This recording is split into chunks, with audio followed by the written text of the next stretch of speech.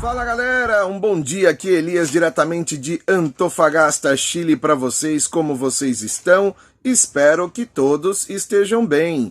Meus queridos inscritos, minha querida audiência, agora nós já somos 950 pessoas inscritas no canal, só faltam 50 para atingirmos a meta de 1000 pessoas iniciais, e aí sim nós vamos poder fazer as nossas lives e nós vamos poder abrir a aba de comunidades e juntos vamos poder interagir mais e mais, e agradeço imensamente a todos vocês por esse auxílio que vocês têm me dado, compartilhando meus vídeos, deixando like, comentando e também ativando o sininho de notificações. Vocês têm sido demais, galera, todos vocês. Mas, sem muito mais me alongar sobre esse vídeo, eu quero comentar sobre uma peça-chave do governo Bolsonaro, tão importante quanto o juiz Sérgio Moro, nosso ministro da Justiça, nosso super-ministro, tão importante quanto Marcos Pontes, tão importante quanto a Damares, quanto Onyx Lorenzoni, contra o Abraham, como também o Abraham Weintraub. E galera, vocês têm que conhecer ele, tem que conhecê-lo, na verdade, né? O Roberto Alvim é um super secretário da Cultura, que está ligada ao Ministério do Turismo no governo Bolsonaro, certo? E o que tem de importante neste secretário, no Roberto Alvim?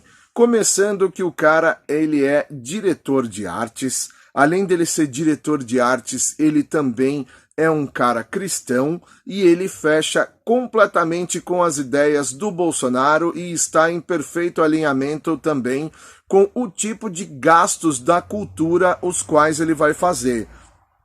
E por que, você pergunta, o Roberto Alvim da Cultura é tão importante quanto os outros ministros? E eu vou explicar para você.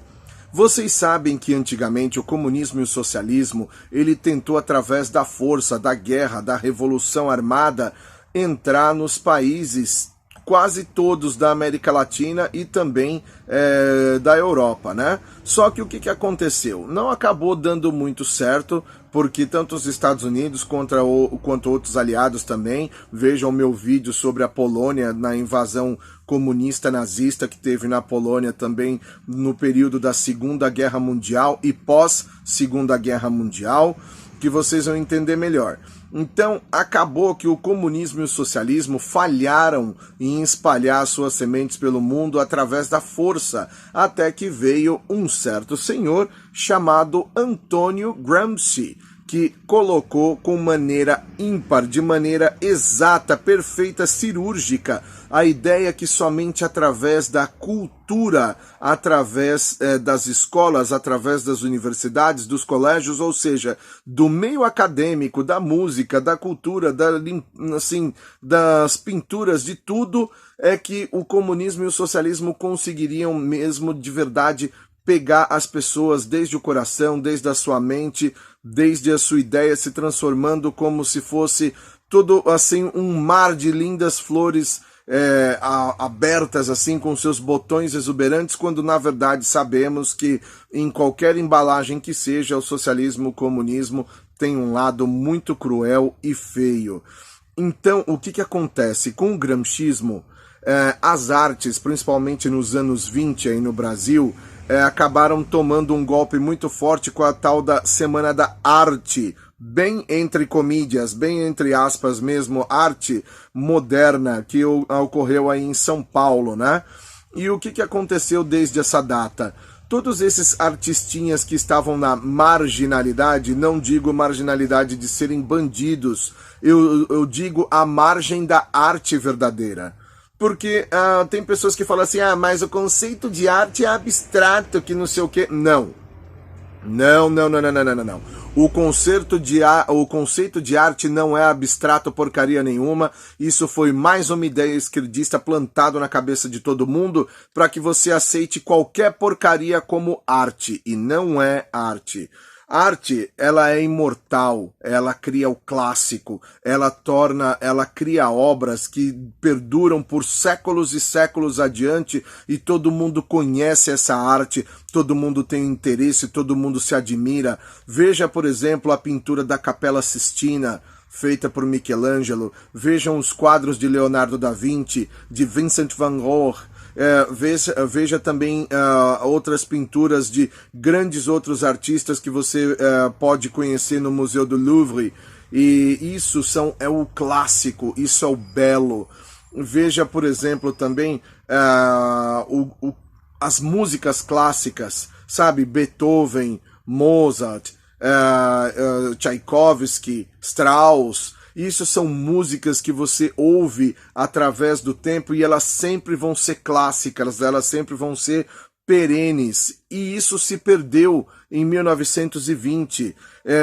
Foi tirado da marginalidade artistas com traços feios de pintura, esculturas sem forma nenhuma, não lembravam mais nada ao ser humano. A arte ela não veio para mais agregar cultura, ela veio para desconstruir, para destruir a família, destruir os valores cristãos e contra o movimento barroco que sempre mostrava a família, Deus, Jesus Cristo, a união dos seres humanos, a perfeição nas formas, as esculturas gregas assim, com o máximo da perfeição, você via até o afundar dos dedos no músculo em certas estátuas, e você vê hoje essas esculturas pós-modernas, essas músicas, essas coisas, nada a ver com nada, cada filme, né, assim, um mais horrível com o outro, como por exemplo daquele derrotado, daquele cara que foi o Capitão Nascimento, lá um Marighella totalmente preto, nada a ver com a realidade. Não que o erro dele seja ser preto ou sei lá o que. A única coisa que não corresponde, o Marighella, ele era mestiço entre italianos e pretos. E outra coisa, o Marighella, se você for ver, ele podia ser chamado mais de branco do que negro, porque ele tinha o cabelo mais afro assim um pouco, mas não tão lisinho quanto o meu, só que ao mesmo tempo também ele tinha o rosto bem branquinho também, era bem clarinho. O Marighella não podia ter sido interpretado pelo ator o qual foi escolhido. E isso não é uma liberdade, digamos assim, artística, porque foi realmente para ludibriar, para se vitimizar, para deixar um guerrilheiro sangrento e horrível que escreveu o pequeno manual do guerrilheiro urbano, né? E assim, uma coisa assassina. Mesmo para deixar para o mundo, assim, ou seja, uma mensagem totalmente contra o que o nosso governo Bolsonaro manda. E o Roberto Alvim, ele vem a lutar contra tudo isso, contra essa ideia toda comunista, marxista, sobre essa idealização marxista cultural. Ele veio com o papel de desvencilhar a cultura do marxismo, de toda essa porcariada, de todo o feio da arte. Ele veio resgatar o belo, veio resgatar o clássico, veio resgatar o conservador. A arte, sim, ela é feita para transformar a sociedade, mas ela veio transformar a sociedade de uma maneira conservadora, mantendo os valores da família, mantendo os valores cristãos, mantendo os valores das pessoas, e ao mesmo tempo veio trazer a evolução da cultura, porque pode-se melhorar a cultura. Tanto que você vê assim, cinema, por exemplo, dos anos 80, 90, coisas muito boas mesmo, que também se tornaram clássicos, não só coisas assim de 1700, 1800 que são clássicos. Tem músicas dos anos 90 até início dos anos 2000 que se tornaram clássicos perenes para o resto da vida.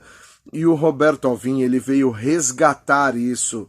O cara entende de artes, ele é um estudante das artes, mas ao mesmo tempo é um homem engajado com o conservadorismo, é um homem engajado com os nossos valores. E eu vou, assim como vocês viram em algumas imagens que eu fui postando aqui, né, nesse vídeo, ele já começou esse trabalho árduo pelo governo Bolsonaro. Quando eu tiver mais informações sobre o próprio Roberto Alvim em si, vocês vão ter mais informações concretas sobre ele Tô esperando me responder algumas perguntas sobre a BIOS dele, eu vou colocar nas minhas outras redes sociais, mas isso daqui foi para vocês conhecerem a importância do Roberto Alvim e porque ele é peça-chave na transformação cultural do Brasil a partir do governo Bolsonaro. Eu agradeço demais a atenção de vocês. Comentem, compartilhem, ative o sininho de notificações,